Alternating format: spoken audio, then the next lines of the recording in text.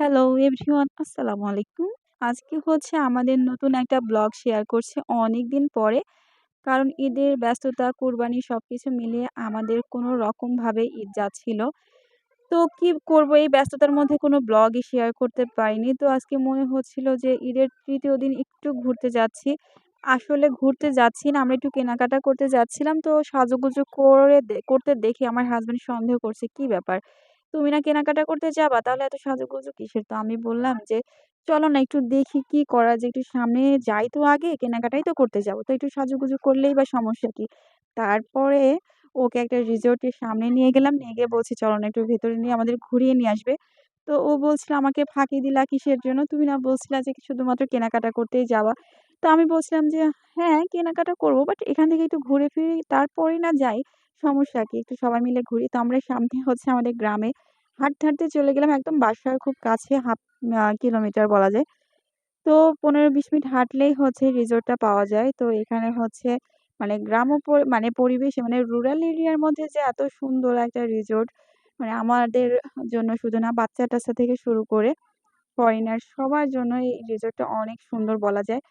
তো আমরা হচ্ছে হাসব্যান্ড ওয়াইফ প্লাস হচ্ছে এটা আমার মেয়ে। মানে মেয়ের থেকে আরো বেশি কিছু বলা যায়। ঠিক মানে খালামণিরা হচ্ছে হয় 2nd মাদার। তো আমার মানে সেই হিসেবে সে মানে ও হচ্ছে আমার একমাত্র মেয়ে বলা যায়। সেই ছোটবেলা থেকে ওকে আমি কোলে পিঠে করে মানুষ করেছি। অনেক আদর করতাম। ওকে এখনো আদর করি। ও আমার কলিজার টুকরা। আমার ছেলের থেকে কোনো অংশেই কম না। আর তুলনাই বা কেন করছি? কারণ হচ্ছে খালা কখনো মায়ের থেকে কম হয় না। হয়তোবা অনেকের হতে পারে, বাট আমি মনে করি যে ও আমার সন্তান এবং সেটা সারা জীবনই থাকবে। সেই ছোটবেলায় ওকে আমি আমার বাবার বাড়িতে নিয়ে চলে এসেছিলাম। ওকে আমি সবসময় খাইয়ে দিতাম, গোসল করিয়ে দিতাম, সবকিছু করতাম। আর নিয়তি কি মানে একটা মানে কি বলে খেলা। যাই হোক, যে এখন ও আবার বাচ্চাকে টেক কেয়ার করে, ওকে খাইয়ে দেয়, গোসল করিয়ে দেয়। কত কিছু করে দেয়, যেটা আমি ওর সাথে করতাম আজকে এই ১৪-১৫ বছর পরে এখন ওই সবটা ও এখন করছে আমার বাচ্চার জন্য। তো যাই হোক, আলহামদুলিল্লাহ সবকিছু মিলিয়ে অনেক ভালো সময় কাটছিল আমাদের। আমরা হচ্ছে দোল খাচ্ছিলাম মজা করে। আমার বেবিকে অনেকগুলা রাইডস এ ওঠালাম।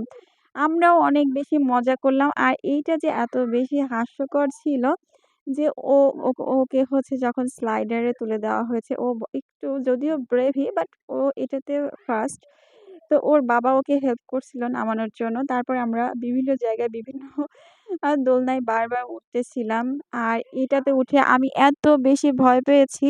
বাইরে থেকে মনে হচ্ছে দেখে খুব একটা কিছু না। বাট আমি যখন ওটাতে উঠছি আমি এত বেশি ভয় পেয়েছি, তাড়াতাড়ি নেমে পড়েছি। আর এইখানে সমস্ত রাইডস গুলা ছিল বাচ্চাদের। তো আমার বেবি